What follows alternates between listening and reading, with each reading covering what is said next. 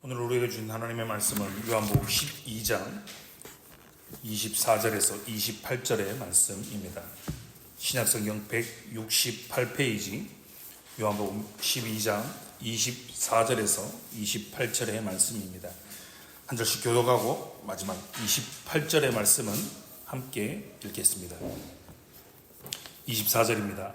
내가 진실로 진실로 너희에게 이르노니 한 알의 밀이 땅에 떨어져 죽지 아니하면 한 알 그대로 있고 죽으면 많은 열매를 맺느니라.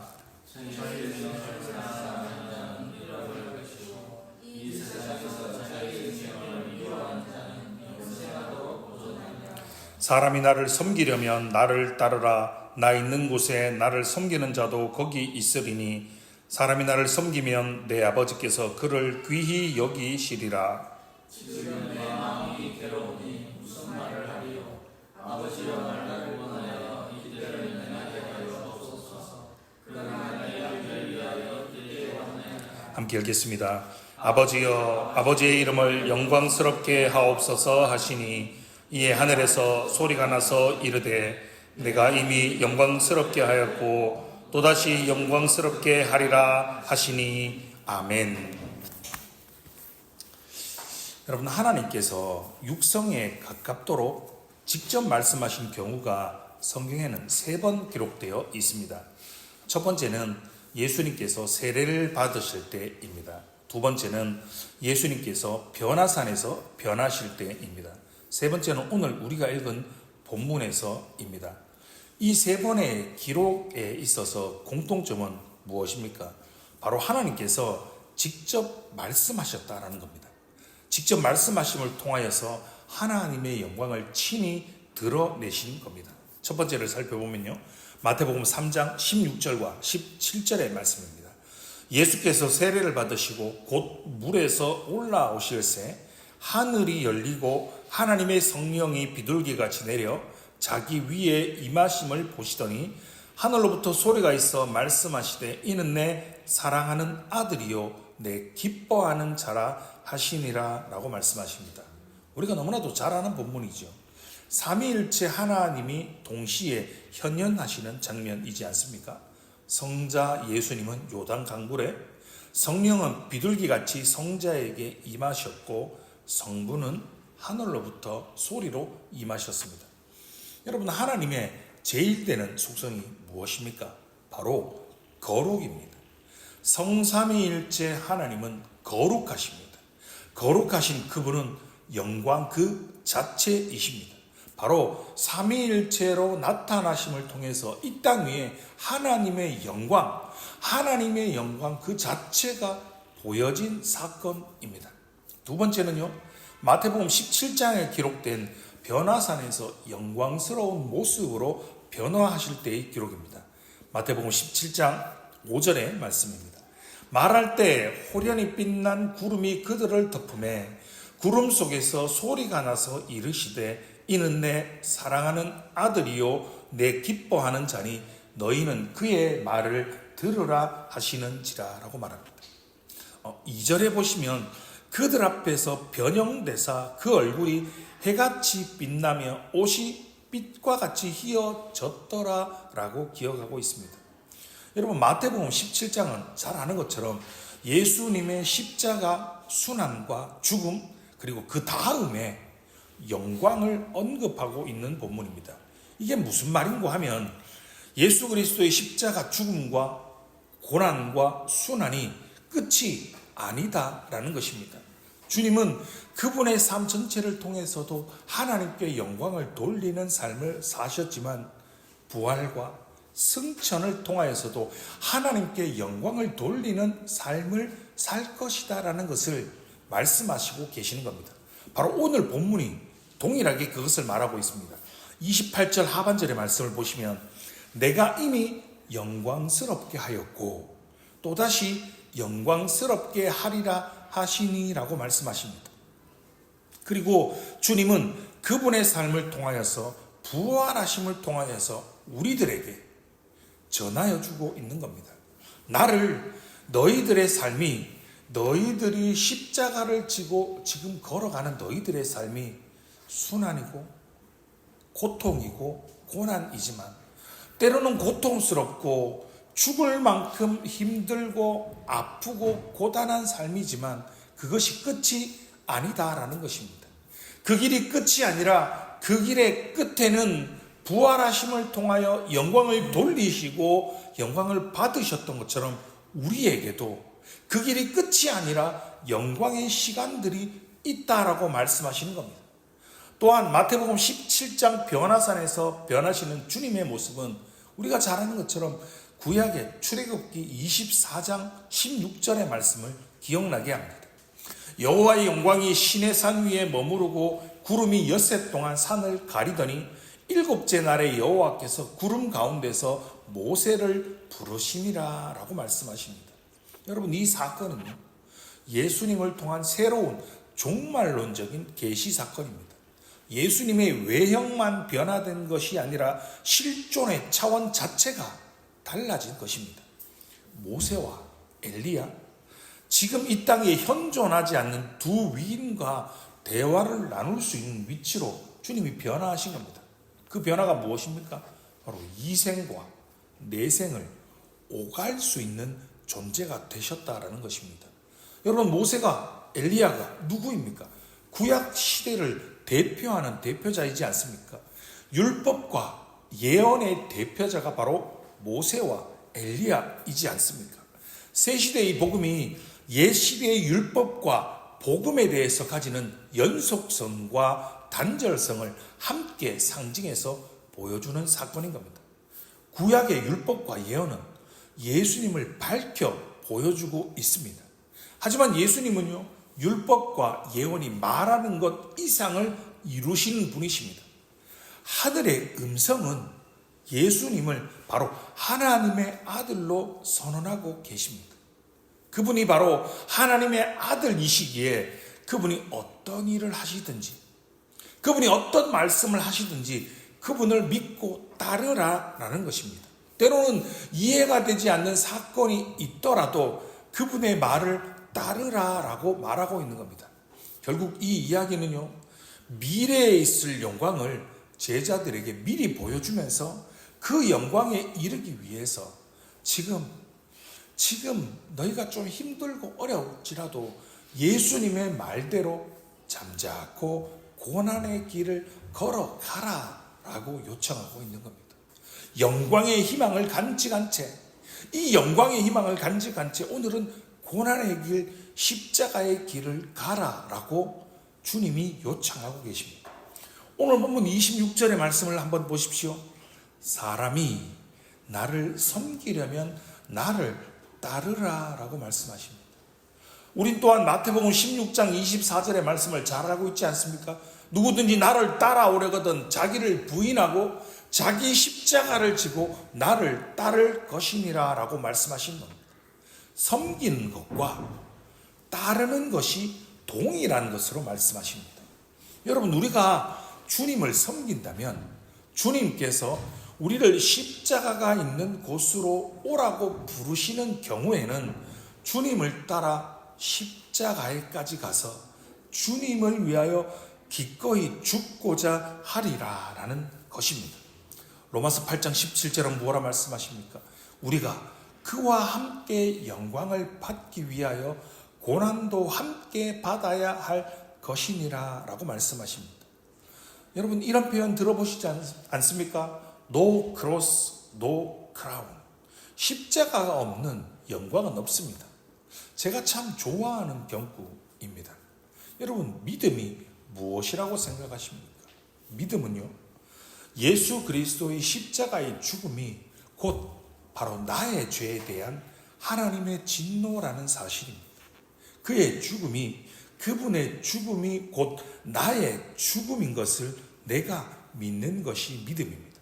로마서 6장 3절은요, 무릇 그리스도 예수와 합하여 세례를 받은 우리는 그의 죽으심과 합하여 세례를 받은 줄을 알지 못하느냐라고 말씀하십니다. 또한 우리가 잘 알고 있는 갈라디아서 2장 20절은 내가 그리스도와 함께 십자가에 못 박혔나니 그런즉 이제는 내가 사는 것이 아니요 오직 내 안에 그리스도께서 사시는 것이라. 이제 내가 육체 가운데 사는 것은 나를 사랑하사 나를 위하여 자기 자신을 버리신 하나님의 아들을 믿는 믿음 안에서 사는 것이라 라고 말씀하십니다.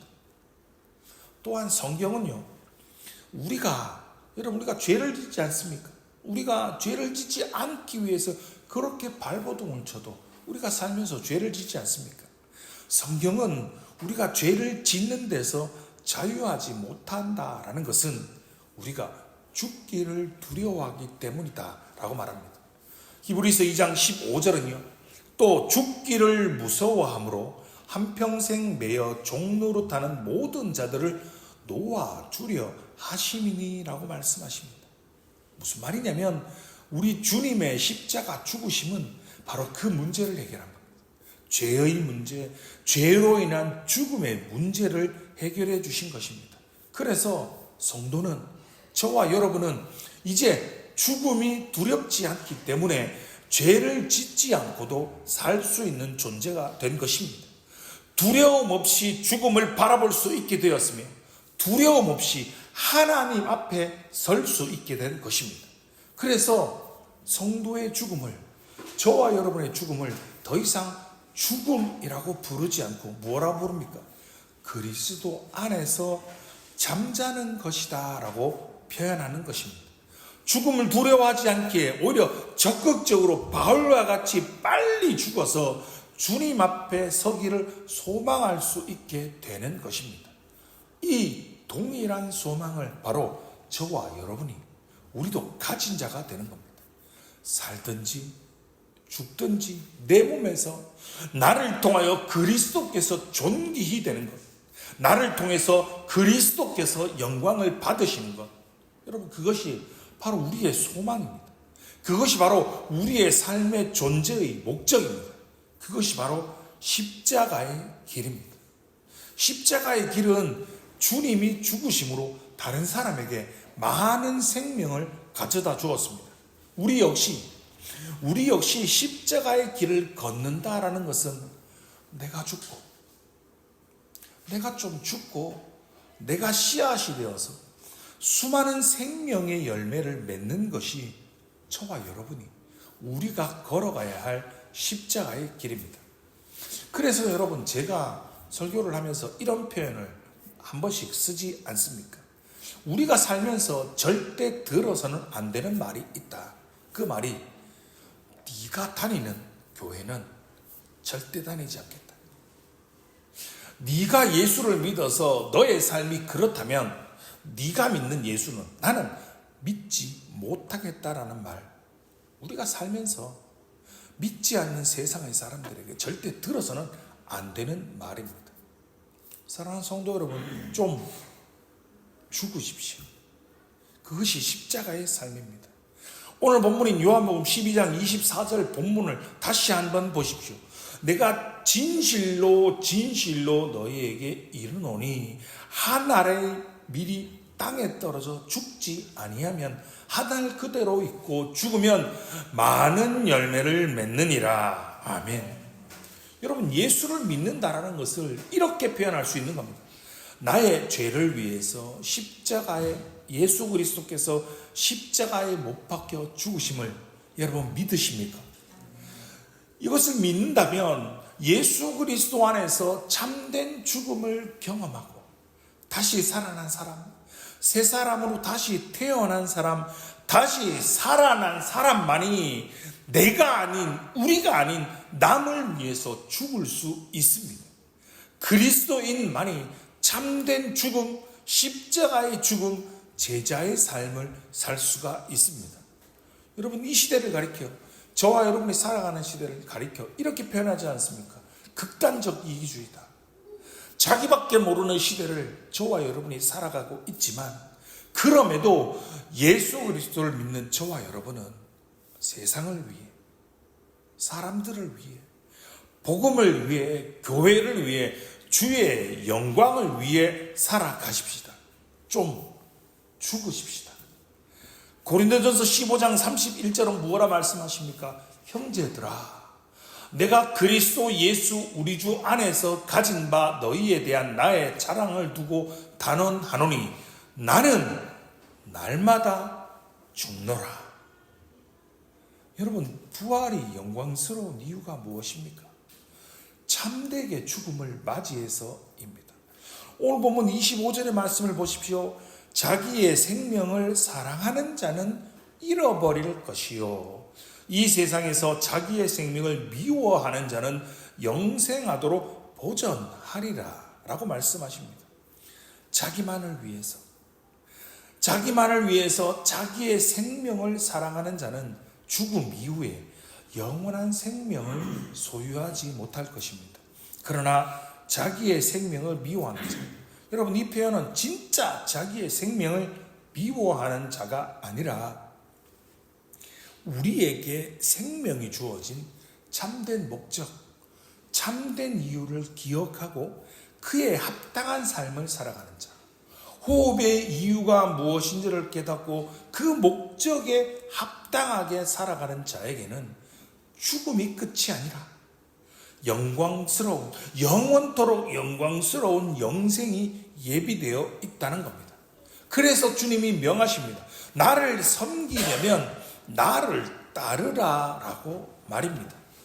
우리가 주님이 걸어가신 길을 걸어감을 통하여서 십자가의 길을, 참된 제자의 길을 걸어가면 하나님 아버지께서 바로 그분이 우리의 삶을 귀히 여겨주신다라고 주님이 말씀하시는 겁니다.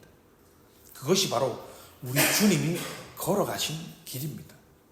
이 땅에 살면서 자신의 뜻이 아닌 하나님 아버지의 뜻대로 그분은 행동했고 말했고 섬겼습니다.